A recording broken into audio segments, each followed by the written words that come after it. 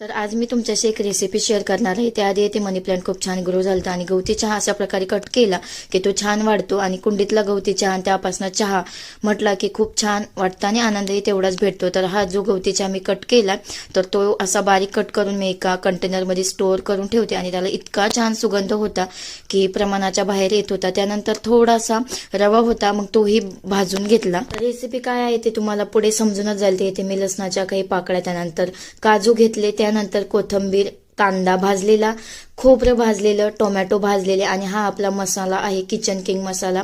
आणि त्यानंतर येथे मी ग्रेव्ही करून ते तेलामध्ये असे छान फ्राय करून त्यामध्ये थोडीशी हळद, मिरची पावडर, कांदा लसूण मसाला, त्यानंतर थोडीशी धनापूड टाकायची आणि हा आहे पनीरचा मसाला. तर आपण आज पनीरची भाजी बनवणार आहे. चवीनुसार मीठ टाकले आणि ही जी ग्रेव्ही होती ती अशी पाण्यामध्ये छान मिसळून ती देखील ग्रेव्हीमध्ये ऍड करून छान प्रकारे दोघांनाही तेल सुटतपर्यंत फ्राय करून घ्यायचं. त्यानंतर हा घरचाच वाटाणा भिजू घातलेला तोही शिजून घेतलेला होता आणि जेवढं तुम्हाला पाणी हवंय तेवढं ऍड करा ग्रेव्हीमध्ये आणि असं पनीर धुवून स्वच्छ कट करून ते टाकलेलं आहे. तर अशी पनीरची भाजी आणि चपात्या त्याबरोबर. Bye bye.